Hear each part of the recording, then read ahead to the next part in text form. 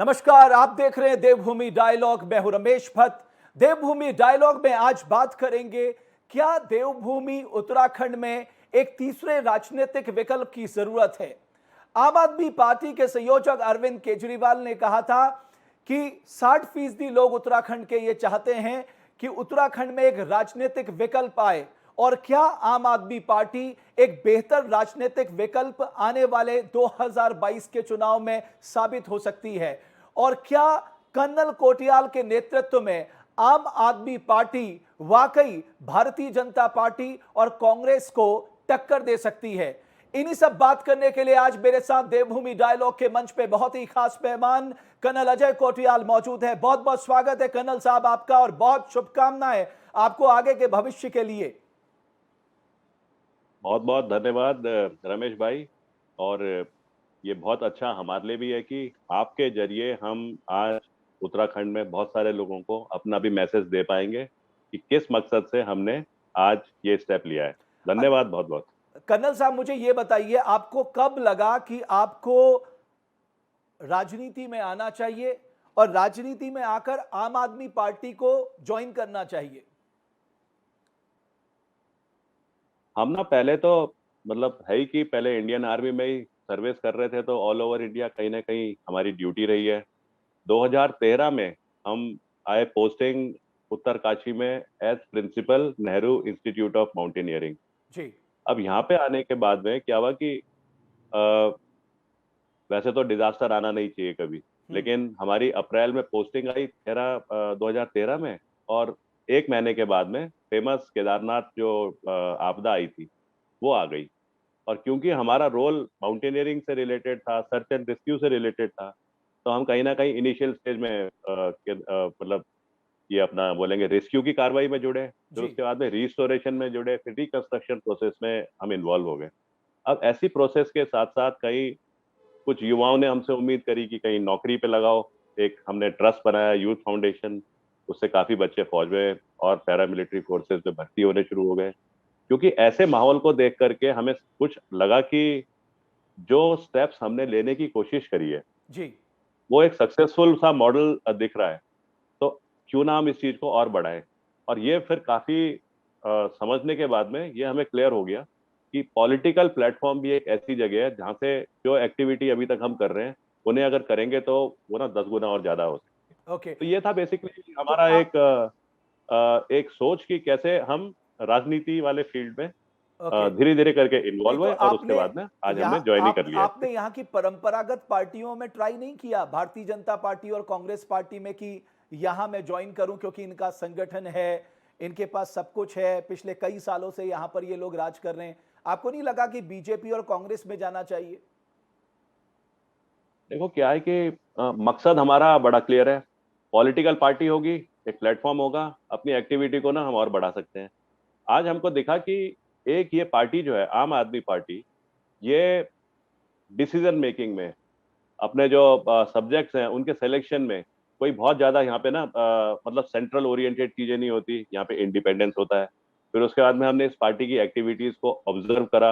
हम्म। जब डिस्कशन करे पार्टी के कई मेंबर्स के साथ में, मतलब ओवर ये जो मैं बोलूंगा लास्ट 3-4 मंथ, हम्म। उसमें हमें देखा कि अपने को ग्राउंड से शुरू करके एक गवर्नेंस वाले जो सक्सेसफुल मॉडल होता है वो दिखा करके, साबित करके दिल्ली जैसी जगह में प्रूव कर चुकी है पार्टी।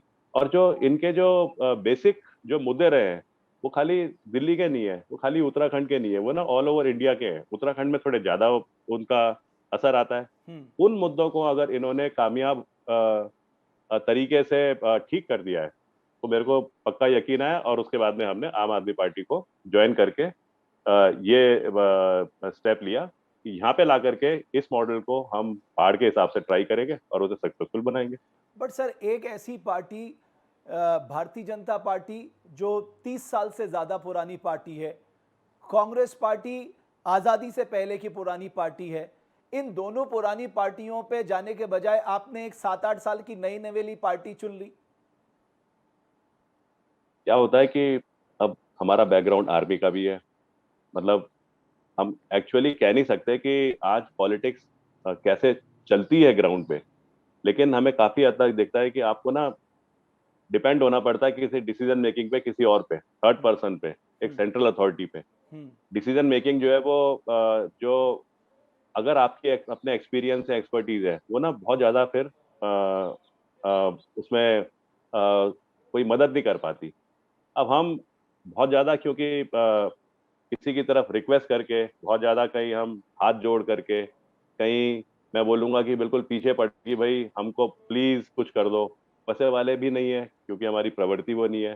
तो इसलिए हमको कभी ऐसे अप्रोच की तो बात क्या है, हमने फिर अ, अपनी जो सोच के हिसाब से जो देखा, उसमें जी। हमें लगा कि आम आदमी पार्टी जो है वो हमारे लिए बिल्कुल अच्छे तरीके से फिट बैठ गई। बट सर, आप आर्मी बैकग्राउंड के हैं और आपको याद है कि अरविंद केजरीवाल ने सर्जिकल स्ट्राइक पे सवाल उठाए थे। आप आर्मी बैकग्राउंड के हैं, जो एनकाउंटर हुआ था उसे फेक एनकाउंटर करार दिया गया था।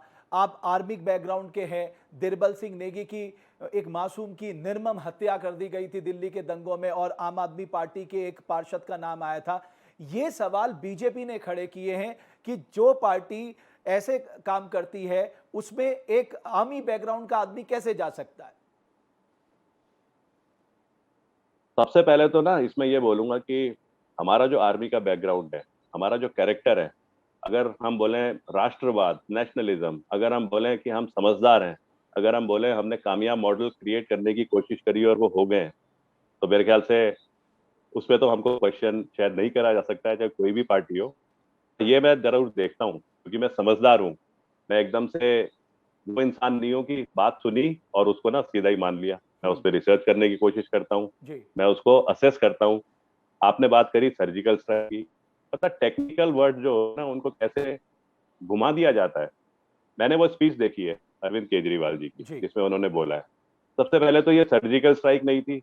अगर आज जो स्ट्राइक्स के नाम जो हम बोलते हैं अपने, जो हमारे देश ने जो करे हैं बड़े स्ट्रॉन्ग स्टेप, सर्जिकल स्ट्राइक कुछ और थी। ये थी बालाकोट में जो एयर स्ट्राइक एयर हुई है, स्ट्राइक हुई उसके थी। बाद में केजरीवाल जी का बयान आया था। उन्होंने बड़े अच्छे तरीके से बोला है कि इतना बढ़िया स्टेप आज, मतलब वो तो मेरे को लगता है कि खाली ना डायरेक्ट फौजियों के लिए वो था जिसमें हमारे सबके रोंगटे खड़े होते थे। वो कहते हैं कि इतना तगड़ा एयर स्ट्राइक करा है, बालाकोट पूरे कैंप्स डिस्ट्रॉय हो गए, क्या तगड़ा हमारा ऑपरेशन रहा है।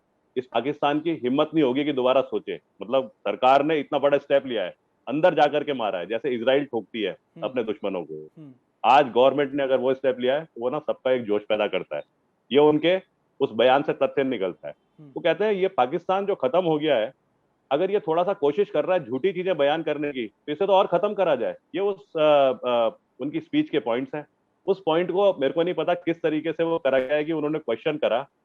मेरे को आज खुद सेलेक्ट करके लेके आ रखे हैं एक इंडियन आर्मी के, जिसको एक ऑफिसर को, जिसको जिंदा रहते हुए शायद सबसे ज्यादा इनाम मिल रखे हैं उन्हीं आतंकवादियों को मारने के लिए जम्मू कश्मीर में। एक वो अफसर जो आज शादीशुदा नहीं है, देश के लिए पूरी कोशिश करने की कोशिश करता है। एक वो अफसर जो आज 52 साल का है, हमेशा तो जिंदा नहीं रहेगा, अमर तो है नहीं। जिस दिन मरेगा और जलाया जाएगा तो उसके शरीर से 2 लोहे के टुकड़े गिरेंगे जमीन पे, टन टन की आवाज आएगी, क्योंकि वो 2 गोलियां उस अफसर के अंदर है। खुद उस अफसर को छांट करके एक आदमी लेके आ रहा है, उससे बढ़िया तो मेरे को लगता नहीं है कि उत्तराखंड में जहाँ पे बोलते हैं कि फौजी धाम भी है, एक रिस्पेक्ट करो एक्स सर्विसमैन और पैरामिलिट्री फोर्सेस की, उनको यूटिलाइज करो, सबसे बढ़िया तरीके से वो लेके आ रहे हैं। तो यहाँ पे तो मेरे को लगता है कि वो घुमाई हुई बात को ना किस मकसद से उठाया जाता है, मेरे को उसका आइडिया नहीं है। मेरे को ये क्लियर है अरविंद केजरीवाल जी ने बहुत पॉजिटिव तरीके से सारे उस ऑपरेशन को जिन्होंने कामयाब कराया, मोटिवेट करा था ये चीजें। तो इनसे तो मेरे को नहीं लगता कि कोई क्वेश्चन। आपने बल्कि एक नाम लिया था दिलबर नेगी, अभी आपने कहा था ना। अब मतलब इसमें आप देखो कि अगर कम्युनल राइट्स होती है तो 2 कम्युनिटी के बीच में होती होंगी। मैंने देखने की कोशिश करी, समझने की कोशिश करी। जी। दिलबर का जो इंसिडेंट है, ऐसे तो ना होना नहीं चाहिए, पर कम्युनल राइट्स हमेशा कोई ना कोई कम्युनिटी भड़काती है तब बढ़ती है। आज दिल्ली में वो कम्युनल राइट हुई जब 2020 में, बहुत गलत एक मैसेज गया है। मतलब हमारे देश में ये चीजें तो होनी नहीं चाहिए। बिल्कुल। अब उसमें ना अनफॉर्चुनेटली दिलबर को एक कम्युनिटी ने मार दिया, बिल्कुल ठीक है। दिलबर जो है वहां पे कहते हैं कि जो पार्षद था वो दूसरी कम्युनिटी का था, और वो आम आदमी पार्टी का था। अब कोई ना पार्षद है या कोई वहां पे अगर इलेक्टेड मेंबर है, उस पे अगर गलतियां देखी गई, उसी टाइम पे पार्टी ने डिसीजन लिया, उसको हटा दिया। जी। पुलिस वहां पे जो लॉ एंड ऑर्डर देखती है, पुलिस वहां पे सेंट्रली कंट्रोल्ड है। तो उसमें कहीं ना कहीं ये इशू क्यों आया, मेरे को तो बड़ा क्लियर लगता है कि इसको ना उछाला गया है। कर्नल साहब, why not UKD, Uttarakhand Kranti Dal, Y only आम आदमी पार्टी? बहुत सारे लोगों ने पूछा कि आप जरूर कर्नल साहब से पूछेगा, उन्होंने जो क्षेत्रीय दल जिसने उत्तराखंड के निर्माण में बहुत बड़ी भूमिका निभाई, आंदोलन में बहुत बड़ी भूमिका निभाई, उसकी तरफ कर्नल साहब का रुझान क्यों नहीं गया? क्या होता है कि हमने जब आम आदमी पार्टी के काम करने के तरीके, जब मॉडल देखे, एजुकेशन की तरफ, हेल्थ की तरफ, उनके जो मतलब कहने के लिए होता है कि फ्री की बिजली और फ्री का पानी दे दिया है, ये कोई तरीका है? अगर कोई सरकार वाकई में अपने समाज को, अपनी सोसाइटी को फ्री में बिजली और पानी दे सकती है, अगर कोई सरकार महिलाओं को बस में फ्री सीट दे सकती है, कोई सरकार उसी बस में एक मार्शल लगा सकती है एम्प्लॉयमेंट जनरेशन का तरीका बढ़ाते हुए, तो उसमें तो मेरे को लगता है कि बिल्कुल एग्जैक्टली वही वाले मॉडल थे जो आज उत्तराखंड में जरूरत है। और क्योंकि हम उत्तराखंड को तो समझते हैं, जब से यहाँ पे आए ये देख करके ग्राउंड पे, तो इसमें तो हमें लगा कि क्यों नहीं वो पार्टी जो आज खुद हमारे यहाँ आना चाह रही है, हम रोक रहे हैं उसको। इन सारे मुद्दों पे उन्होंने अपने को प्रूव कर दिया है, उस पार्टी को हम लेके हमें तो बल्कि और ज्यादा आना चाहिए था। कल बारिश हुई यहाँ पे हल्की, कहते हैं केदारनाथ में बर्फ पड़ी, कहते हैं वहां पे हरसिल से ऊपर सुखी टॉप में वहां पे बर्फ पड़ी। तो मैं बात कर रहा था दिल्ली में किसी से, अच्छा। ऐसी बात हो रही थी, कहते हैं थोड़ा ठंडा हो रखा है मौसम यहाँ पे। मैंने कहा क्यों? कहते हैं पहाड़ों में ना बर्फ पड़ी है और बारिश हुई है। अगल बगल में जगह है, दिल्ली और ये उत्तराखंड बिल्कुल नजदीक वाली जगह। 2 कदम वो यहाँ आना चाहते हैं हमारी तरक्कियों को और तरक्की की तरफ हमें बढ़ाने के लिए, तो हमें तो उसको हमेशा ही वेलकम करना चाहिए और साथ में लेके आना चाहिए। अब कर्नल साहब, क्योंकि आपको ना बहुत स्पेसिफिक मुद्दों से मैं बात करूंगा जो उत्तराखंड से जुड़े हुए हैं, गैंडसैंड में आपकी सोच क्या है? जब जब नवंबर 2000 में उत्तराखंड यूपी से अलग हो रहा था, तो उस टाइम पे ना मेरा सिलेक्शन हो रहा था माउंट एवरेस्ट जाने के लिए। इंडियन आर्मी की टीम पहली बार एक्सपीडिशन लेके जा रही थी, तो हम लोग दिल्ली में थे। मेरे ना अंदर से इच्छा हो रही थी, अरे आज उत्तराखंड का घोषणा होना है, तो मैं किसी तरीके से उस जगह में पहुंच सकूं उत्तराखंड में और उसकी जमीन पे खड़े हो जाऊं। जिस घोषणा हो रही है उस टाइम पे मेरे को उत्तराखंड में कहीं ना कहीं होना चाहिए। बस से आ रहा था मैं, मोहन की जो टनल है, मेरे जब टनल को मैं क्रॉस कर रहा था तो पता है, हाथ में जिसे बोलते हैं गूजबम्प, रोंगटे, मेरे रोंगटे खड़े हो रहे थे, उत्तराखंड बन रहा है। जब मैं 1996 में था सियाचिन ग्लेशियर में, तो गढ़वाल राइफल से हूँ, बगल में मेरे कुमाऊं रेजिमेंट थी, 7 कुमाऊं। कोई छुट्टी से आता था ना, हम पूछते थे क्या चल रहा है उत्तराखंड, तो बताते थे आंदोलन में महिलाएं कितने जज्बे के साथ लगी हैं। आज युवा जो है, लोग हैं, एक्स सर्विसमैन है, पैरामिलिट्री फोर्सेज है, कैसे इस आंदोलन की तरफ बढ़ रहे हैं। तो हमको ना मजा आता था वो किस्से सुनने में, बावजूद इसके कि हम खुद बहुत बड़े एक लड़ाई के इलाके में थे, जहाँ रोज गोले फट रहे थे, जहाँ रोज डेथ हो रही थी। लेकिन यहाँ के वो आंदोलन की खबरें सुन करके उत्तराखंड नया बन रहा है, हमको ना वो चीजों का मजा आता लेकिन था। कर्नल साहब, आज आपको ना उत्तराखंड बन गया। स्पेसिफिक होना पड़ेगा। आज आप उत्तराखंड वो ठीक है, क्या गैंडसैंड को परमानेंट कैपिटल बनाया जाना चाहिए? आज उत्तराखंड बन गया है और 20 साल हो गए और हम इसी पे खेल खेल रहे हैं। गैरिसन में कैपिटल, गैरिसन में नई कैपिटल, गैरिसन में ग्रीष्मकालीन, गैरिसन में शीतकालीन। गैरिसन में कैपिटल क्या, आज तो उत्तराखंड की अगर असली बात करें पहाड़ की, तो पता है कैपिटल खाली गैरिसन बनने से कितना ज्यादा फर्क आ जाएगा। ग्रीष्म शीतम तो हमको लगता है कभी भी नहीं होनी चाहिए। कभी फाइलें छूट जाएंगी, कभी कुछ होगा। प्रॉपर एक तरीका बनाया जाए, मूवमेंट करा जाए, गैरिसन को परमानेंट कैपिटल बनाई जाए। उससे पहले लेकिन तैयारी करी जाए। अगर गैरसैंड एक एक पहाड़ का टिप है, तो पता है अगर वहां पे राजधानी बनानी है, तो हमारे सारे जो गवर्नेंस के जो अलग अलग डिपार्टमेंट्स हैं, हमारे जो लॉ एंड ऑर्डर के अलग अलग डिपार्टमेंट हैं, हमारे जो हेल्थ के हॉस्पिटल्स नहीं, लेकिन हेल्थ को जो कनेक्ट करने के लिए ऑफिशियल डिपार्टमेंट्स हैं हेल्थ की गवर्नेंस के लिए, उन सबको ना ऊपर भेजना है हमने। वो खाली गैरसैंड में नहीं हो सकता। गैरसैंड से एक सड़क जा रही है कुमाऊं की तरफ, एक सड़क जा रही है आदि बद्री की तरफ, एक सड़क जा रही है ग्वालदम की तरफ, एक सड़क जा रही है नंदा सैनी की तरफ। एक सड़क जा रही है सल्ट की तरफ। इन सारे रिजेस पे, इन सारे इलाकों पे, गैरसैंण के आसपास हमें ये सारा का सारा सेटअप क्रिएट करना है। गैरसैंण ही नहीं, पूरा कम से कम मेरे को लगता है 30 किलोमीटर का एक रेडियस में पूरी की पूरी राजधानी जाएगी। खाली गैरसैंण क्या, उसमें तो चमोली को फर्क पड़ जाएगा, कुमाऊं के डिस्ट्रिक्ट को फर्क पड़ जाएगा। इधर अगर हम आए तो रामनगर के ऊपर के इलाके, वहां तक पे फर्क आएगा। तो इसमें तो कोई सोचने वाली बात ही नहीं है कि गैरसैंण में जाना चलिए, चाहिए कि नहीं ये जाना चाहिए। आपने एक अच्छी ऐसा मेरे बात को कही, समझ में नहीं आपने आता कि बहुत क्यों ये बिल्कुल। पॉइंट पे डिस्कशन होते हैं और होता ही ओके, नहीं है। नहीं सर, 20 साल तक सिर्फ झुंझुना की तरह ये पॉइंट उठता रहा, पॉलिटिकल फायदे नुकसान के लिए उठाया गया, लेकिन इस पे ज्यादा कुछ नहीं हो पाया। आपने अपनी क्लैरिटी रखी, मैं आपको धन्यवाद करता हूं। सर, एक और बड़ा मुद्दा है सर, माइग्रेशन, और आप उत्तराखंडी हैं, आपसे बेहतर कौन जान सकता है कि साहब मजबूरी का जो पलायन होता है वो कितना खतरनाक होता है। सर, 2,80,000 घरों में ताले लटके हैं सर, 16,000 से ज्यादा गांव में 500 से कम लोग रह गए हैं सर। 2 डिस्ट्रिक्ट पौड़ी और अल्मोड़ा में माइनस ग्रोथ पॉपुलेशन रेट है, माइनस पॉपुलेशन ग्रोथ रेट है, -1.73 एंड -1.5, और सर नेशनल पॉपुलेशन ग्रोथ 17% है। सर, आपको लगता है कि हम पलायन रोकने में नाकामयाब रहे हैं? पलायन सिर्फ हमारी जुबां पे आता है ये इनके इन प्रकार चुनाव के दौरान, बट हम पलायन को रोकने को लेकर नॉन सीरियस हैं।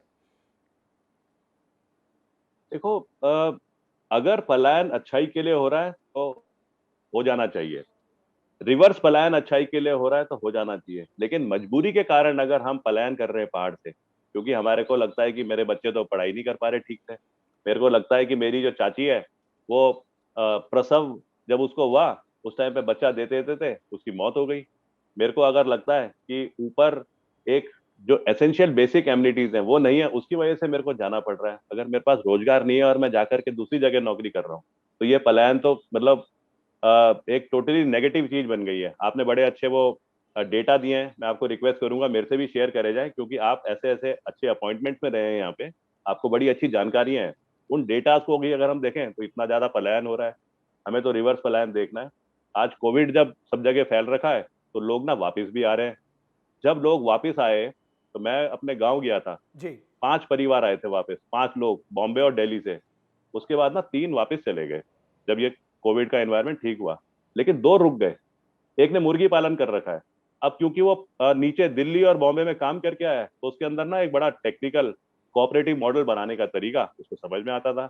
उसने अपने एक अपना मुर्गी पालन बनाया, एक सामने गांव में जो उसके साथ जो दूसरा आया था उसने भी मुर्गी पालन करा। दोनों ने कोऑपरेटिव सिस्टम बनाया कि मिल करके हम अपने प्रोड्यूस को कैसे एक ही गाड़ी में एक साथ, जो कि अगर इंडिविजुअल बल्क में देखा जाए तो कम क्वांटिटी में है, उसको लेकर के हम आगे कैसे डिस्ट्रीब्यूट कर सकते हैं। अगर ऐसे मॉडल हमारे सामने आज आए थे रिवर्स पलायन के इस टाइम पे, हमें ना उन चीजों को देखने की जरूरत है, कैसे हम इन मॉडल्स को और बढ़ाएं और ये जो पलायन की प्रोसेस है उसको रोके, वापिस ऊपर आए, शुद्ध हवा में रहे, नीचे के लोगों को बुलाए, आओ आकर के यहाँ पे कुछ दिन रहो, गंगा को देखो, हिमालय को देखो, यहाँ पे अपने मक्के सुकून दूर करो, पॉल्यूशन फ्री इन्वायरमेंट में रहो, और उसके साथ में वापस जाओ और हमारे को यहाँ पे रोजगार के तरीके और देते रहो। नहीं, बट सर, आप अगर देखेंगे, बेरोजगार, जो पंजीकृत बेरोजगारों की संख्या वो 10 लाख से ज्यादा है सर। और लॉकडाउन के दौरान काफी सारे हमारे युवा साथी वापस उत्तराखंड में आए, और यकीन मानिए ज्यादातर से मैंने बात की, वो उत्तराखंड में ही रहना चाहते हैं, यही काम करना चाहते हैं, इसी उत्तराखंड को आगे ले जाना चाहते हैं। बट वो करें क्या? उनको गाइड कौन करे, उनको फाइनेंशियल सपोर्ट कौन करे, पॉलिसी इंटरवेंशन कौन करे? आपकी सोच क्या है सर? रमेश भाई, बहुत छोटी छोटी चीजें अगर एड्रेस करी जाए तो पता है इतना बड़ा एडवांटेज होगा। आप आज देखें, मैं पढ़ रहा था, टाइम्स ऑफ इंडिया में आया था कुछ दिन पहले, फ्रंट पेज न्यूज थी, जंगल में जो आग लग रखी है उसके बारे में। तो मैं सोचता था खाली उत्तराखंड में लगती है, उसमें मध्य प्रदेश के बारे में भी दे रखा था, महाराष्ट्र के बारे में भी दे रखा था। उत्तराखंड में जो आग है कोई 19% मतलब एरिया को खराब कर रही है उसमें। लेकिन साथ में ये भी दिया था कि 65% वैकेंसीज जो हैं, वो वो जो वैकेंट है, वन प्रहरी होगा जिसकी ड्यूटी होती है आग को कंट्रोल करने की, वो तो वैकेंट वैकेंसीज है। खाली हैं। उसमें लिखा हुआ था कि जो बेसिक फायर फाइटिंग इक्विपमेंट होता है, जैसे बीटर हो गया, हुक हो गया, बाल्टियां हो गई, जैकेट्स होते हैं, गर्म कंबल, जिसमें पानी डालो और उसके बाद में आग में घुस जाओ तो काफी देर तक आपको ठंडक ही रहती है, वो इक्विपमेंट नहीं है। झाड़ी पत्तियों से मैं देख रहा था कई फोटोएं आग बुझाने की कोशिश हो रही है। पता है, हम अगर ये एम्प्लॉयमेंट, ये 65% अगर इनको एम्प्लॉयमेंट देंगे, मेरे पास अभी डेटा नहीं है लेकिन मैं इसको वर्कआउट कर रहा हूँ, कितना खर्चा आएगा मेरे ख्याल से 5 करोड़ 6 करोड़ उनकी तनख्वाह का।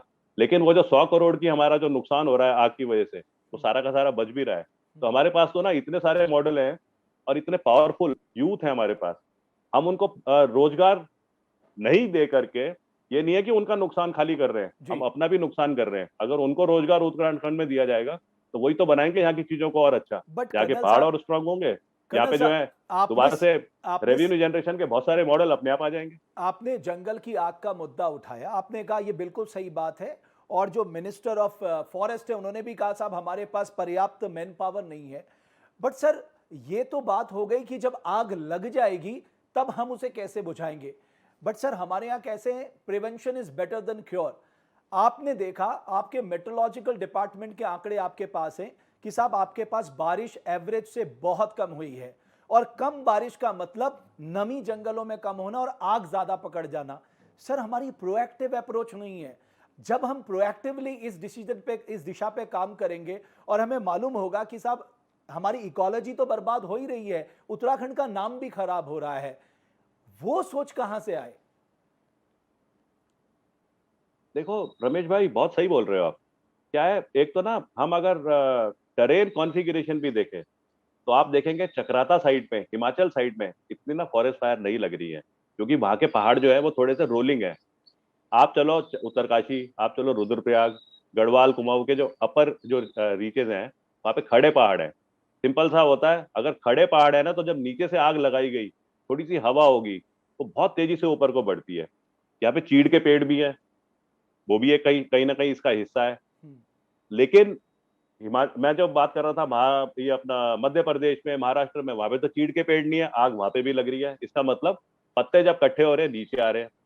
मेरे को इंडियन मिलिट्री एकेडमी में जब हम ट्रेनिंग कर रहे थे, तो मेरे को अभी भी याद है, मैप रीडिंग में हमको सिखाया जाता था कि अगर आपने एक जगह से दूसरी जगह जाना है तो कुछ लैंडमार्क्स होते हैं, आप अपने नक्शे में पढ़िए, उसके बाद कंटूर्स को देखिए, जंगल को देखिए और मूव करिए।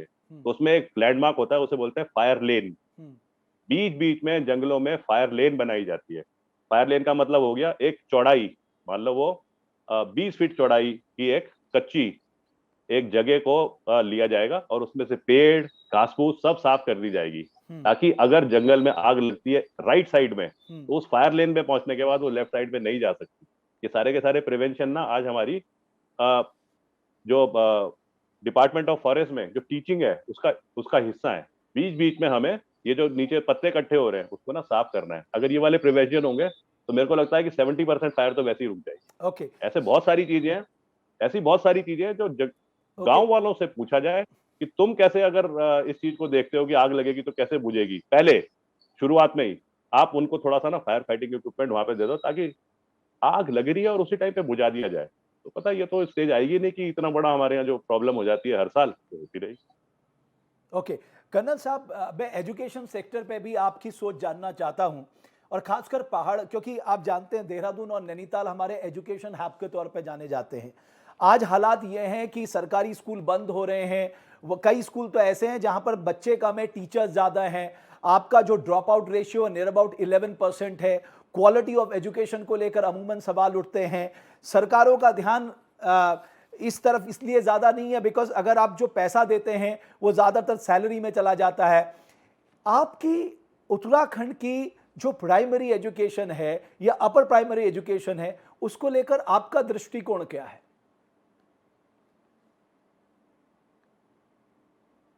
एजुकेशन तो एक वो वाला सब्जेक्ट है जो कि हमारी जिम्मेवारी है, सरकार की जिम्मेवारी है कि हम अपने यूथ को दें, ताकि वो एक प्रोग्रेसिव सोसाइटी में अपना योगदान दे सके फ्यूचर में, जबकि उसका पूरा कैरेक्टर का, पूरा होल बॉडी का, माइंड का एक तरतीबवार डेवलपमेंट हो रखा हो। मैं जब मेरे को जब ये पता चला कि एजुकेशन में आम आदमी पार्टी ने अच्छा कर रखा है दिल्ली में, तो जी। मैं ना खाली उस बात से सुन करके तो मेरे को पूरा समझ में नहीं आया। तो मैं गया देखने, मैंने वहां जाकर के देखा।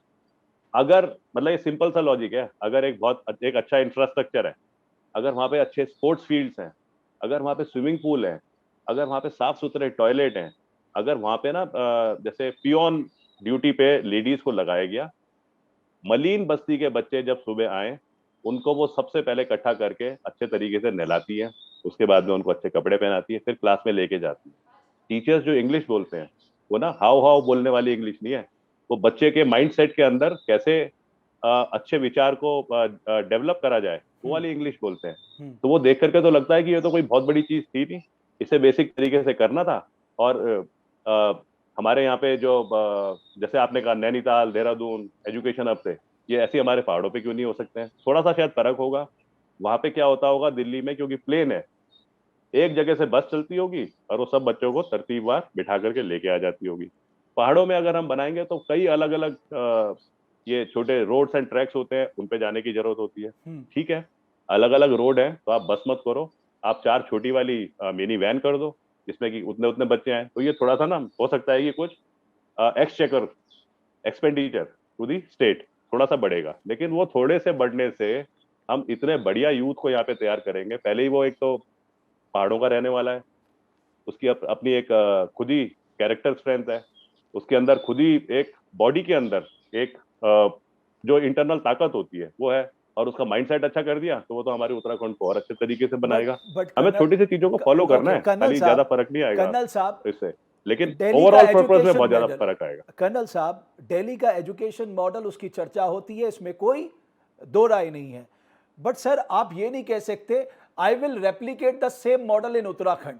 क्यों मैं आपको बता रहा हूं, क्योंकि मैं एक अर्थशास्त्र का छात्र होने के नाते भी, जिसने भारत सरकार के भी बजट कवर किए हैं, राज्यों के भी कवर किए हैं, हमारी बजट की एनालिसिस और दिल्ली सरकार की बजट एनालिसिस में धरती आसमान का फर्क है। हमारा फिजिकल डेफिसिट, उनके फिजिकल डेफिसिट में धरती आसमान का फर्क है। हमारी कमिटेड लाइबिलिटीज, चाहे वो सैलरी देने की हो, पेंशन देने की हो, बाकी एक्सपेंसेस की हो, वो अलग हैं, दिल्ली सरकार की अलग है। तो अगर कोई आके ये कहेगा कि साहब मैं चमत्कार कर दूंगा एजुकेशन सेक्टर में और हेल्थ सेक्टर में, मुझे लगता है वो झूठ बोल रहा है। सवाल ये है, आपके पास रिसोर्सेस लिमिटेड है, उन लिमिटेड रिसोर्सेस में आप इतना बड़ा बदलाव कैसे करेंगे? शुरुआत तो करनी पड़ेगी ना। जब शुरुआत होगी तो जरूरी नहीं है कि मतलब किसी के पास वो जादू का डंडा है कि सीधा उसने उठाया और सब चीजें बदली हो गई। लेकिन अगर किसी के पास में जादू का डंडा नहीं है, उसके पास में क्षमता है, तो वो जब शुरुआत करेगा तो कुछ स्टेज पे तो फर्क आएगा। एकदम से तो सब चीजें चेंज नहीं हो सकती, लेकिन हो सकता है कि जो दिल्ली में रिसोर्स जनरेशन के तरीके हैं वो यहाँ पे ना हो, यहाँ पे दूसरे तरीके होंगे। मैं तो कहता हूँ अगर हमारे कोई भी जो एक्टिविटीज होती हैं जो सरकार करती है, अगर उसको ना बहुत सही तरीके से कर दिया जाए, उसी में वो प्रोजेक्ट भी कंप्लीट होंगे और उसी में ना रेवेन्यू बहुत सारा बच जाएगा। तो अभी हम तुलना तो नहीं करेंगे कि कितने आपके पास डेटा है तो इसलिए आप बोल सकते हैं, तो अभी हम तुलना नहीं करेंगे कि कितना वो करने से दिल्ली कर सकती है और उत्तराखंड कर सकती है। पर अगर दिल्ली कर सकती है तो उत्तराखंड की तो अपनी और खासियतें हैं, वहां पे क्यों नहीं हो सकता? मेरे को तो लगता नहीं है कि ये हम उन तथ्यों पे चलें जो एक अर्थशास्त्री की तरह से खाली डेटा को लिया जाता है। ओके अर्थशास्त्री को तो इस डेटा को लेने की कोशिश करनी है कि यहाँ पे वो डेटा को कैसे कलेक्ट करा जाए जो उत्तराखंड से रिलेटेड है। सर, अगर मैं हेल्थ की बात करूं, और आप बेहतर जानते हैं बिकॉज हमसे ज़्यादा अनुभव आपका है पहाड़ों में। सर 20 सालों के बाद आज भी जो हमारे डिस्ट्रिक्ट हॉस्पिटल या ये हैं, वो डिलीवरी कंटेक्ट नहीं करा पाते हैं, रेफरिंग सिस्टम में काम करते हैं। कई महिलाओं की हमने देखा प्रसव के दौरान मौत हो जाती है। ये बात सही है। कल मैं जो पूर्व चीफ मिनिस्टर से उनसे बात कर रहा था, उन्होंने कहा कि मैंने बहुत हद तक ह्यूमन रिसोर्स देने की कोशिश की है, चाहे वो सब सेंटर हो, प्राइमरी हेल्थ सेंटर हो, कम्युनिटी हेल्थ सेंटर हो, डिस्ट्रिक्ट हॉस्पिटल हो। बट सर जो क्वालिटी ऑफ हेल्थ है कि एक मरीज आके कहे एक अस्पताल में, मान लीजिए वो पीएससी में आ रहा है और कहे कि साहब मैं संतुष्ट हूं कि मेरी जांच हो गई, मुझे डॉक्टर ने देख लिया, मुझे दवा मिल गई और मैं ठीक हूं, वो सोच कब पनपेगी? थोड़ा इस पे अगर सही तरीके से ना हम डिटेल में जाएं, एक होती है बेयर एसेंशियल रिक्वायरमेंट, एक होती है कि मतलब ये एक्सपेक्टेड रिक्वायरमेंट, एक होती है कि एक आइडियल कंडीशन की रिक्वायरमेंट। अगर आपने जैसे बोला ना प्रसव, वाकई में बड़ी अजीब सी चीज है कि एक पहाड़ की महिला जो इतनी स्ट्रांग होती है, बचपन से काम कर रही है, पेड़ों पे चढ़ रही है, जंगलों के लिए घास ला रही है, बच्चे को पाल रही है, खेतों में काम कर रही है, उसकी बॉडी की फिजिकल स्ट्रेंथ ही इतनी ज्यादा है कि वो ना बगैर बहुत ज्यादा सपोर्ट के वो ना डिलीवरी दे चाइल्ड डिलीवरी कर सकती है। ये पता नहीं क्या तरीका है। उसको थोड़े से सपोर्ट की जरूरत होती है, 2.5 माह का सपोर्ट मान लो। उसको ना हम उतनी छोटी सी चीज नहीं दे पा रहे, उसकी डेथ हो जाती है बच्चा देते हुए। उसके बाद वो लड़की होती है, तो लड़की पे नाम लग जाता है कि ये तो आ, आते ही अपने माँ को ले बसी। माँ को मारने के बाद में पैदा हुई है। तो हम्म। वो एक शब्द होता है ना, स्वीली घाम। हम्म। शाम के टाइम पे जब छाया होनी शुरू होती है तो थोड़ा लाल रंग की जो धूप होती है, हम्म। कहते हैं वो महिला जो प्रसव में ऐसा उसकी डेथ होती है, वो बेचारी आत्मा उसकी वो ना हम्म। स्वीली घाम में शाम के टाइम पे आग उस पे बैठी हुई है और अपने घर की तरफ देख रही है और देख रही है, अरे देखो बेचारी मेरी बेटी या मेरा बेटा वो कैसे बड़ा हो रहा है। इतनी छोटी सी चीज हमारे पुराने संस्कारों में बताई गई है ये सारी। वो जानते हुए हम बहुत बेयर एसेंशियल चीज को अगर प्रोवाइड कर सके, उनको पहले तो अंडरस्टैंड करें और फिर प्रोवाइड कर सके, तो जरूरी नहीं है कि एकदम से जो पूरा का पूरा चेंजेस लाने की बात होती है वो आए।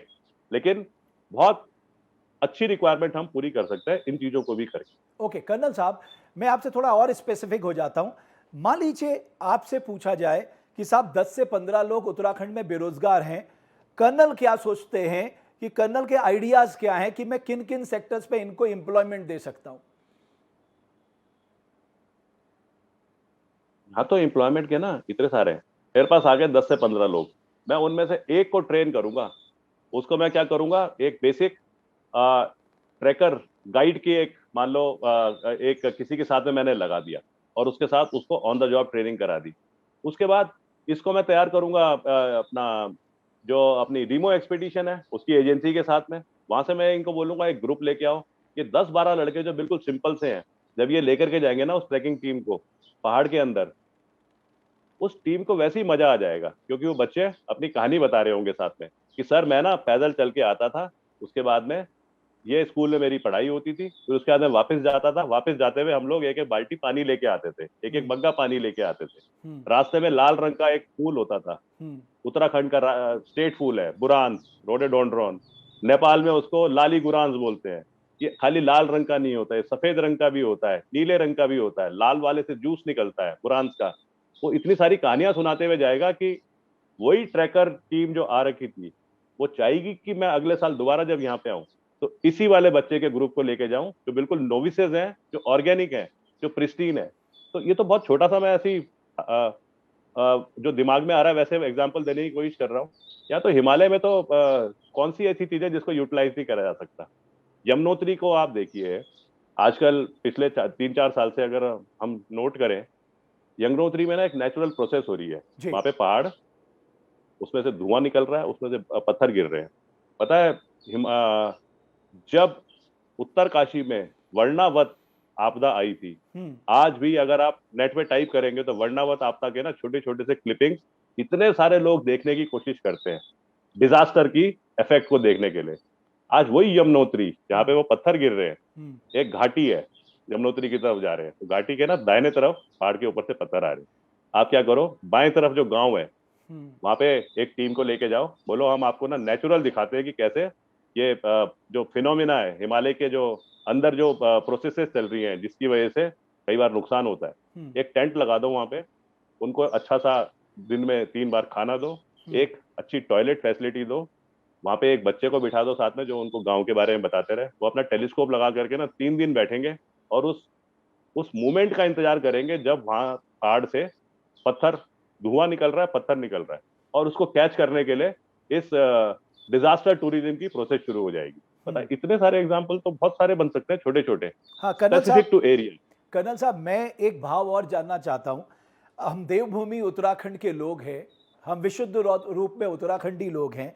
जिस उत्तराखंड के पास अच्छी हवा पानी है, अच्छा भोजन है, हर तरह के मौसम है, हमारे पास क्या नहीं है? हमारे पास 4 धाम है, हमारे पास स्पिरिचुअल टूरिज्म है, नेचर टूरिज्म है, हमारे पास मैं कहूँगा कि हर तरह से जो एडवेंचर टूरिज्म के जो नायाब रूप है वो हमारे पास है, वाइल्ड लाइफ टूरिज्म का इतना बड़ा माहौल हमारे पास है। बट सर जब मैं देखता हूँ कि इतनी बड़ी भीड़ बेरोजगारों की है तो मेरे समझ में नहीं आता कि हमारे प्लानर्स करते क्या हैं, उनकी सोच में ऐसा क्यों नहीं आता कि साहब जैसे आपने कहा हम छोटी छोटी एक्टिविटीज करें, हम छोटी छोटी इकोनॉमिक एक्टिविटीज पहाड़ों में क्रिएट करें। आपको क्या लगता है कि आप इस एजेंडे पे काम करेंगे? रमेश भाई, क्या है कि मैं तो बल्कि आपके साथ भी ना बैठना चाहता हूँ, क्योंकि आपने कई ऐसे जगहों पे जा करके ऐसे मुद्दों को देखा है, ऐसे इश्यूज को देखा है कि उस पे अगर मैं आपसे समझ करके और अपने साथ ना दो तीन नई सोच के यूथ को बोलूं कि यार तुमने एड्रेस करना है इस चीज को, तो जरा सोचो, इस पे वर्कआउट करो। जो जो मैनेजमेंट के बेसिक्स को जानते हैं, प्रैक्टिकली कैसे उसको अप्लाई करा जाए, तो पता है इन ऐसे छोटे छोटे ना मुद्दे बड़े अच्छे तरीके से एड्रेस हो सकते हैं। यहाँ पे ये एक बार मैंने एक किताब पढ़ी थी, the monk who sold his Ferrari. Okay. एक लॉयर की कहानी है, एक वकील की कहानी है, जो इंग्लैंड में बहुत बड़ा उसका एक सेटअप बन गया था लॉयर फील्ड में, हम्म। लॉ फील्ड में। हम्म। उसको ना एक दिन अचानक हार्ट अटैक हो जाता है, जब वो कोई केस लड़ रहा होता है। तो वो देखता है कि क्या मेरे पास, मतलब फरारी जैसी गाड़ियां खड़ी हैं, इतना बड़ा सेटअप है, और मैं आज ये हालत हो रखी है मेरी। तो सब कुछ छोड़ करके हिमालय में आता है। कोई 1.5 साल वो हिमालय में रहता है। जब वो वापस जाता है ना, तो वहां पे इंग्लैंड के जो फिल्म आर्टिस्ट होते हैं, कहते हैं उनसे ज्यादा स्मार्ट, उनसे ज्यादा कॉन्फिडेंट, उनसे ज्यादा बात करने में, उनसे ज्यादा जो डेली एक्टिविटीज होती है, एक रूटीन होता है लाइफ का, वो इस लॉयर के अंदर आ गया था। वो उस हिमालय में जाकर के, आज वो हिमालय पूरा हमारे पास है। लोग यहाँ पे आते हैं खाली इसलिए कि हे भगवान, मेरा बच्चा कहीं उससे ना गलती ना हो जिंदगी में और वो सही दिशा में चलते रहे। उतना सा कल्पना को लेकर के जब वो हिमालय में आते हैं, जब गंगा मैया में डुबकी मारते हैं, पता उनके ना सारी की सारी अंदर की भावनाएं चेंज हो जाती है। इतनी सारी हमारे पास स्पिरिचुअल ताकत है जो कि सब जगह ढूंढी जा रही है। कर्नल तो साहब, यहाँ पे मैं तो आपको एम्प्लॉयमेंट का तो एक मेरे और को लगता है बहुत एग्जांपल सारे देता हूं। जरिए बनाए जा सकते हैं। कर्नल साहब, मैं आपको एक और एग्जांपल देता हूं। मान लीजिए हमारे यहाँ 4 करोड़ के आसपास टूरिस्ट आते हैं। मेजॉरिटी ऑफ टूरिस्ट जो हैं उसमें चार धाम यात्रा पे आते हैं, स्पिरिचुअल टूरिज्म के लिए आते हैं। हम लोगों ने एक शुरुआत की थी, because being a part of that government जब मैं था, तो हमें ये लगा कि साहब एक मॉडल पे काम हो सकता है, प्रसाद मॉडल पे काम हो सकता है। उससे महिलाओं के सेल्फ हेल्प ग्रुप को जोड़ा जा सकता है। अगर हम 3 करोड़ महिलाएं, 3 करोड़ लोगों को भी 100 रुपए का भी मिनिमम प्रसाद बेचेंगे, तो वो 300 करोड़ की इकोनॉमी हो जाएगी उत्तराखंड की। बट सर, अनफॉर्चुनेट बात यह है, जो आपको भी आएगा अगर जिस दिन आप सरकार में आएंगे, कि साहब जो इंप्लीमेंटिंग एजेंसीज हैं उनका ना रुझान जाता इस तरफ, ना सोच जाती इस तरफ, ना इंटरवेंशन की सोच रहती है। ये आपके साथ भी दिक्कत आएगी सर, कि आप एक उत्तराखंड के बारे में, मैं ये नहीं कह रहा ये सच है ये गलत है, ये आप देखेंगे तब, एक परसेप्शन बन गया है कि ब्यूरोक्रेट अपनी स्टाइल पे चलते हैं, ब्यूरोक्रेट लेजिस्लेचर पे हावी रहते हैं। ये आपको भी फेस करना पड़ सकता है अगर कल आपकी सरकार आई। उस सोच को आप कैसे आगे ले जाएंगे जहां पर एक आम आदमी को आप केंद्र में रखेंगे? आप सही कह रहे हैं। ये ना अगर देखा जाए, तो मैं इस तरीके से अगर अपनी जो मैं बोलना चाह रहा हूँ उसे कन्वे करूँ। एक डिस्ट्रिक्ट में एक डिस्ट्रिक्ट मजिस्ट्रेट होता है, डिस्ट्रिक्ट में उसी में एक विधायक होता है। दोनों की इच्छाएं, डिस्ट्रिक्ट मजिस्ट्रेट देखता है मैं कैसे यहाँ पे एडमिनिस्ट्रेशन को अच्छा बनाऊं, रेवेन्यू जनरेशन मॉडल को कैसे करूं, जो स्कीम्स आती हैं उनको ग्राउंड पे कैसे इंप्लीमेंट करूं, ताकि एक हेल्दी सोसाइटी का डेवलपमेंट हो। एक विधायक होता है, इलेक्टेड बंदा है, अपनी उन समाज के लोगों के द्वारा जो इलेक्टेड करा गया है। वो सोचता है मैं कैसे, अब मैं विधायक बन गया हूँ, मैं कैसे अपनी सड़कें ठीक कराऊं, मैं कैसे लोगों के लिए ना बेसिक एमिनिटीज को अच्छे तरीके से करा सकूं। इन दोनों को एक टेबल रखनी है, अगल बगल आमने सामने उसमें बैठना है, और अगर डिस्कशन करेंगे, दोनों को अपने काम में, प्रोफेशन में मजा भी आएगा और ना सक्सेसफुल मॉडल ही बनेंगे। ब्यूरोक्रेट्स, आपने जैसे बोला, कहीं ना कहीं क्योंकि कम्युनिकेशन में कोई एरर होती जा रही होती होगी, उसकी वजह से ये वो टेबल बीच में नहीं रखी जाती। मैं तो क्योंकि अ, जब यहाँ पे आया नेहरू इंस्टीट्यूट ऑफ माउंटेनियरिंग में, अब क्योंकि मेरे को ना मौके मिले, केदारनाथ रिकंस्ट्रक्शन के थे, फिर उसके बाद में कहीं ना कहीं सोसाइटी में हम काम भी कर रहे थे, फिर हम समझदार, मतलब एक आर्मी से भी थे, तो हमारे तो अच्छे ब्यूरोक्रेट से भी संबंध बने हमारे ना। ये जो अपने law and order, police department, health, education, इनके सीनियर से संबंध बने। अभी मैं नाम तो नहीं ले सकता हूँ, लेकिन मेरे को तीन चार लोगों ने पहले दिन जब मैंने ज्वाइन करा था उससे पहले कॉल करी थी, और आजकल काफी मेरी जो बातें हो रही है, मैं तो चाह रहा हूँ कि मैं ब्यूरोक्रेट के साथ में ना बैठूं और उनके साथ बैठ के ना समझूं वाकई में उत्तराखंड में गवर्नेंस का तरीका क्या होता है। बेसिक मॉडल तो सब जगह होते हैं, लेकिन हर जगह की ना थोड़ी डायनेमिक चेंज होती है। जिस आदमी ने उस चीज को फेस करा है, ब्यूरोक्रेट ने, पुलिस वालों ने, वो जब मेरे को समझाएंगे और मैं उनके साथ में सिंक, माइंड सेट को सिंक करके अगर एक स्कीम में सबको जोड़ करके लेके चल सकूंगा, तो मेरे को लगता है कि ओके। ब्यूरोक्रेट को भी मजा आएगा, मेरे को भी मजा आएगा, और समाज को भी एक तरक्की मिलेगी। कर्नल साहब, आप मुझे ये बताइए कि मैं कई कांग्रेस बीजेपी के लीडर्स से बात कर रहा था, वो कह रहे थे साहब ये नॉन सीरियस पार्टी है, नॉन सीरियस कंटेंडर है, इनके ज़मीन में कुछ नहीं है, ये सोशल मीडिया में हवा बनाते हैं और इनका कुछ नहीं है, इनको बहुत सीरियसली नहीं लेना चाहिए। आप उनको क्या कहेंगे? देखो, हम तो बड़ी सिंपल सी भाषा बोलूंगा कि मैं अपने जो सोच है उसको लेकर के आगे चलूंगा। मेरे को जो एक्सपीरियंसेस मिले हैं, मेरे को जो सपोर्ट की जरूरत है, उनको इकट्ठा करके अपने जो विचार है तरक्की की तरफ, उनको मैं बनाने की कोशिश करूंगा। अब अगर कोई किसी तरीके से सोचता है तो मेरे को ना उसमें अगर मैं टाइम अपना वेस्ट करूंगा तो मैं तो फिर सबकी तरह ना इसी डिस्कशन में पड़ा रहूंगा। मेरे को तो आगे तरक्की नहीं देखनी है। लेकिन सर, मैं जरूर ये समझता हूँ, आपको तो अभी मेरे बहुत को जरूर ये देखना है, आपको तो मेरे को बहुत ये देखना है आपको तो कि अभी बहुत बड़ी आप जैसे टक्कर हैं, देनी है। आप जैसे जो लोग हैं ना, आप मेरे को एडवाइस करते रहिए। जो जनता आपके इस आज इस स्टूडियो के थ्रू जो मेरे को सुन रही है, वो जरूर मेरे को ना मदद करे। बहुत कम समय एक्सपीरियंस जरूर में हो, कर्नल साहब, मैं बहुत कम समय एक्सपीरियंस में जरूर हो, दो बहुत चार। सारी चीजें करने की इच्छा रखता हूँ, क्षमता ओके। रखता हूँ। ओके। अगर आप लोग मतलब एक्स सर्विसमैन, पैरामिलिट्री फोर्सेस के रिटायर्ड, अपने जो महिलाएं हैं, जो यूथ हैं, अगर ना पहले जैसे मेरे को सपोर्ट करा है वैसे सपोर्ट करते रहेंगे, तो पक्का जो मेरे से उम्मीद करी जाती है वो ना बहुत अच्छे तरीके से मैं डिलीवर मैं करने देख का रहा था एक मॉडल ज्यादातर, बनाऊंगा। सर ज्यादातर लोगों के इस तरह की बात थी कि कर्नल साहब तो बहुत अच्छे आदमी हैं, लेकिन उन्होंने पार्टी गलत चुन ली। पता नहीं मेरे को, ये मैंने देखा नहीं, लेकिन पार्टी तो बड़ी क्लियर है। जब मैं नरेंद्र सिंह नेगी जी के पास में एक दिन बैठा था, अभी पार्टी ज्वाइन करने से कुछ दिन पहले, तो मेरे को एक किस्सा बता रहे थे। पुराने जो हमारे फेमस साहित्यकार, एक अच्छे नोन जो इंसान रहे, राही जी, हम्म। कहते हैं कि राही जी से एक बार किसी ने पूछा कि तब उत्तराखंड नहीं बना था, कि पहाड़ के लोगों के लिए, पहाड़ का जो गढ़वाल कुमाऊं उत्तराखंड जो आज बन गया है, पहाड़ के लोगों के लिए सबसे बड़ा शहर कौन सा माना जाता है। उस टाइम पे राही जी ने बोला था, दिल्ली। आज अगर वो दिल्ली उत्तराखंड की तरफ अपने आप ही आ रहा है, तो हमें तो ना पूरी कोशिश करनी चाहिए कि कैसे उसको लेकर के आए, कैसे दोनों के बीच का एमेलगेमेशन बनाए। यहाँ की जो अपना पहाड़ों की बनावट है, यहाँ की जो डेमोग्राफी है, यहाँ के जो लोगों के तरीके हैं सोचने के, उन सब के साथ में कैसे जोड़ करके, अच्छा और कर्नल साहब, ओके कर्नल साहब, जब आप पहाड़ की महिलाओं से देखो मिलेंगे ना, तो ज्यादातर महिलाएं ये कहती है साहब शराबबंदी कर दो, आपकी सोच क्या है? कई चीजें ऐसी हैं कि आज जब मैं मिलता हूँ इनसे, महिला मंगल दलों से, तो वो तो बेचारी परेशान है, पूरे दिन भर काम करती हैं, उसके बाद में कहीं ना कहीं उसको ऐसी ही अपने घर में इन इन वाले ये शराब वगैरह इनकी वजह से उसको तो बेचारी को सब कुछ झेलना पड़ता है। तो उसको तो कोई शक नहीं है कि बड़े अच्छे तरीके से इस वाले इशू को एड्रेस करना चाहिए, वो महिलाएं बोलेगी। हमें भी लगता है कि शराब जो है वो उस तरीके से होनी चाहिए कि अगर किसी का नुकसान करने के लिए स्टेज में आ गई, तो फिर तो शराब का तो मतलब नहीं है ना। उसको एक बट लिकर, सर, एल्कोहल, एक सामाजिक तरीके से यूज करा जाए, और उसको नुकसान की तरफ जाने वाला जो स्टेज है वहां पे कभी भी नहीं आने देना चाहिए। कर्नल साहब आप क्लियर कट बताइए, इसमें बीच का रास्ता कुछ नहीं हो सकता। या तो आप कहे कि नहीं साहब बंद होनी चाहिए, हमारी मातृशक्ति बहुत प्रताड़ित हो चुकी है इस सोशल इशू से, या बिल्कुल नहीं होनी चाहिए क्योंकि हमारा एक टूरिज्म स्टेट है।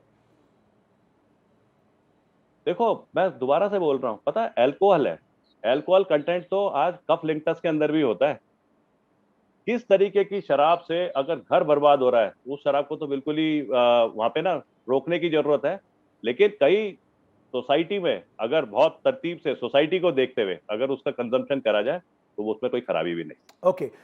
आपका सामना 2022 में भारतीय जनता पार्टी कहेगी हमारे पास नरेंद्र मोदी हैं, और हरीश रावत जी पूरी कोशिश कर रहे हैं कि कांग्रेस उन्हें चेहरा डिक्लेयर कर दे। इन चेहरों से आपका मुकाबला होगा, आप तैयार हैं? आम आदमी पार्टी 70 सीट पे इलेक्शन लड़ रही है, और अगले 2 महीने हम 2-3 महीने हम थोड़ा सा और घूमने के साथ में, जो आज आम आदमी पार्टी ने अपना स्ट्रॉन्ग बेस बना दिया है, उसमें शरीक होकर के इस स्टेप को लेके चलेंगे, क्योंकि ये उत्तराखंड की जरूरत है कि जो भी पार्टी यहाँ पे आए वो तरक्की की तरफ कम से कम दिखाए तो सही। 20 साल पहले जो मैंने उत्तराखंड देखा था, आज मेरे को भी दुख होता है। अगर उस चीज के लिए कि आम आदमी पार्टी है तो 100% इसमें तैयार की क्या बात है। हम तो मतलब आपसे आपसे डिस्कस ही इन्हीं चीजों पे कर रहे हैं। ओके, कर्नल साहब, आप जब अरविंद केजरीवाल जी से मिले थे, आपने कहा था कि मैं तभी पार्टी ज्वाइन करूंगा जब आप मुझे चीफ मिनिस्ट्रियल कैंडिडेट का चेहरा बनाएंगे। आप मेरे को नहीं पता कि आप ना किससे कौन सी इंफॉर्मेशन लेते हैं, पर जब मैं अरविंद केजरीवाल जी से मिला था तो मैंने उनसे ना जरूर एक बड़े कॉन्फिडेंस के साथ में ये चीज बोली थी। मैंने कहा सर मजा आ गया, एक आईआईटी खड़गपुर का एक पढ़ा हुआ आदमी, जिस आदमी ने सोशल वर्क करा है मदर टेरेसा जैसी लेडी के साथ में, जो कि सबसे ज्यादा समाज की तरफ अपने तरीके से कंट्रीब्यूट कर रही थी, जिस आदमी ने, मैंने ये केजरीवाल जी को सामने बोला है, जिस आदमी ने इंडियन रेवेन्यू सर्विस में नौकरी करी, उसने फाइल पढ़ने के तरीके देखे, उसने गवर्नेंस कैसे होती है ग्रास रूट लेवल से हायरार्की तक, वो सारे के सारे समझे, और उसके बाद में आकर के उसने अब दिल्ली जैसी जगह पे एक सक्सेसफुल मॉडल बना दिया। मैंने कहा आज मैं आपको सल्यूट करता हूं कि मेरे को मौका मिल रहा है आपके सामने बैठने का। ये हमारी अरविंद केजरीवाल सर से बात हुई। नहीं, लेकिन उन्होंने कहा आपसे कि colonel, you will be the face of my party in Uttarakhand, आपसे बोला उन्होंने? नहीं, आप मतलब क्या पूछना क्या चाह रहे हैं, अब मेरे को समझ में नहीं आ रहा है। मैं ये चाह रहा हूं कि anyway okay, colonel I Ajay understand, Kothiyal I understand कि आप 2022 जो में भी जिस आम तरीके से भी आदमी पूछना चाह रहे पार्टी से होंगे, ये बोलना मुख्यमंत्री चाहता का हूँ चेहरा अरविंद होंगे। केजरीवाल सर ने हम पे ना बहुत बड़ा कॉन्फिडेंस दिखाया है। अरविंद केजरीवाल सर ने हमको एक उम्मीद की तरह देखा है कि क्या हम अगर अभी तक करे हमने काम, तो हम आज भी भविष्य में जो चीजें होगी उन पे ना कहीं पे भी अपने दिशा से, अपने सोचने के तरीके से इधर उधर नहीं होंगे, और सर बहुत कर्नल सही साहब, कर्नल साहब, डायरेक्शन को लेके मैंने चलेंगे। मैंने तो सोचा है कि फौजी बिल्कुल स्ट्रेट फॉरवर्ड होता है। मैं एक आर्मी के फौजी से पूछ रहा हूं, एक पूर्व फौजी से पूछ रहा हूं कि भैया, आप ही आम आदमी पार्टी के मुख्यमंत्री के 2022 में उत्तराखंड में चेहरा होंगे या नहीं? आप इसको ना आगे एनालाइज करते रहिए, और बहुत जल्दी हम आपको ना ऐसी वाली चीजें दिखाएंगे कि आपको ना पूछने की जरूरत ही नहीं है। अगर आप ये सवाल कर रहे हैं तो मेरे को नहीं पता आपका इंटेंशन क्या है इस टाइम पे मेरे से क्या बुलवाने का, लेकिन ये जरूर है कि अ, ये थोड़ा सा फ्यूटाइल वाली चीज है। मैं जब इंडियन मिलिट्री एकेडमी से पास आउट हुआ था, हम 380 जेंटलमैन कैडेट थे जो ऑफिसर्स बने थे। हम ही में से एक किसी ने फ्यूचर में इंडियन आर्मी का चीफ बनना था, लेकिन उस इंडियन आर्मी की चीफ बनने की इच्छा अगर हम शुरू से दिखानी शुरू कर देना, तो हम तो एक, पता है, अपने दिशा से ही भटक रखे हैं। हमने उस टाइम पे धीरे धीरे इंडियन आर्मी ने कैसे सिखाया, पहले हमें कोर्सेज कराए, हम इन्फेंट्री में चले गए, किसी को आर्टिलरी में भेजा, किसी को आर्मर्ड कोर में भेजा, किसी को राशन सप्लाई वाली जो होती है उसमें भेजा। धीरे धीरे हम बढ़ते गए, एक कॉम्प्रिहेंसिव टीम बनती गई। जब वो कॉम्प्रिहेंसिव टीम एक अच्छा स्ट्रॉन्ग बेस लेकर के तैयार कर अपने को कर लिया, उन्हीं में से कोई ना कोई आर्मी चीफ बना, और उसी ने बोला चलो आज कारगिल युद्ध नहीं, में चलिए, इंडियन मैं आर्मी आपकी को भाषा ये में टास्क पूछ दिए लेता, जाएंगे। आप तो चीफ धीरे होंगे, धीरे आप आम आदमी पार्टी के जो चीफ है होंगे, आप ऑर्गेनाइजेशन को तैयार करते हैं, सर ऑर्गेनाइजेशन को और बढ़ाते हैं, और पूरी की पूरी 70 सीटों पे यहाँ पे इलेक्शन लड़ करके सर, उस मकसद से कि उसके बाद हम उत्तराखंड की तरक्की देखेंगे, एक वो आखिरी सवाल, तैयारियां। कर्नल साहब, एक आखिरी सवाल। आप गंगा मां के चरणों में भी गए थे। गंगा मां के चरणों में आपने क्या प्रार्थना की? क्या गंगा मां से मांगा आपने? ये बड़ा लाजमी सी चीज होती है। क्या होता है कि जिंदगी भर ट्रेनिंग करने के बाद भी, जिंदगी भर तैयारी करने के बाद भी, जब आदमी ना एग्जाम देने जाता है, तो अगर उसको थोड़ा सा विचलित होना स्वाभाविक नहीं माना जाएगा, तो मेरे को लगता है कि वो ना इंसान शायद गलत बोल रहा है, कहीं ना कहीं तो थोड़ा सा विचलित होगा। तो हम थोड़े से विचलित थे, क्योंकि हम अपनी जिंदगी का एक बड़ा कदम ले रहे थे। हमारी माँ ने बहुत पहले एक बार हमको गंगा जल की ताकत बताई थी, जब हम आर्मी का एग्जाम देने जा रहे थे, विचलित थे। उस दिन भी हमको सुकून मिला गंगा गंगा जल से। आज हमने जब आम आदमी पार्टी उस दिन ज्वाइन करनी थी, हम सुबह गए, हमने गंगा मैया की तरफ देखा, हमें दिखा ऊपर से कैसे बहते हुए आ रही है, उसकी आवाज से ही मजा आ गया हमको। उसपे तो हमने कहीं कहीं आप सारा ये तो, सुकून हो गया। आप भी और उसके उत्तराखंड बाद जब वाले। गाड़ी में बैठ के आए तो नींद भी आई हमको, और हाँ, मैंने केदारनाथ में आपकी हमको स्पीच सुनी दर्शन भी थी, हो गए। आपकी स्पीच मैंने सुनी थी। कहीं ऐसा तो नहीं आप भी उत्तराखंड वालों से कहेंगे कि साहब मैं आना नहीं चाहता, मुझे गंगा माँ ने बुलाया है? क्या मतलब हुआ इसका, मैं नहीं मैं समझा इस इसलिए कह चीज रहा हूं को। क्योंकि बनारस में जब प्रधानमंत्री जी चुनाव लड़ने गए थे, उन्होंने कहा था कि मैं आना नहीं चाहता, मुझे तो गंगा माँ ने बुलाया। कहीं ऐसा तो नहीं कर्नल भी यही सोच रख रहे हो? देखो, अब 27-28 साल आर्मी में रहने के बाद कुछ हमारी सोच अपने तरीके से होगी। हम तो यही क्या बोलेंगे, बोल बद्री विशाल लाल की जय, और उसको लेकर के हम आगे बढ़ेंगे। चलिए कर्नल साहब, आपको बहुत शुभकामनाएं। हम चाहते हैं कि आप उत्तराखंड को विकास के लिए आगे ले जाएं। बहुत बेबाकी से आप अपने जवाब आपने रखे, मेरी शुभकामनाएं हैं। और हर उत्तराखंडी का आप पे भरोसा भी है, क्योंकि आप एक टेस्टिंग प्लेयर भी हैं अगर एक तरह से देखा जाए। बहुत बहुत शुभकामनाएं आपके भविष्य के लिए। मां गंगा सदैव आप पर अपना आशीर्वाद बनाए रखे। बहुत बहुत धन्यवाद देवभूमि डायलॉग से बातचीत करने के लिए। रमेश भाई, हम भी आपको बहुत बहुत धन्यवाद बोलते हैं, और जरूर कहीं ना कहीं जब टाइम होगा तो हम लोग बैठेंगे, और आपके ना अच्छे एक्सपीरियंस को मैं जरूर शेयर करना चाहूंगा कि मेरे साथ शेयर करें। धन्यवाद। Thank you sir, thank you.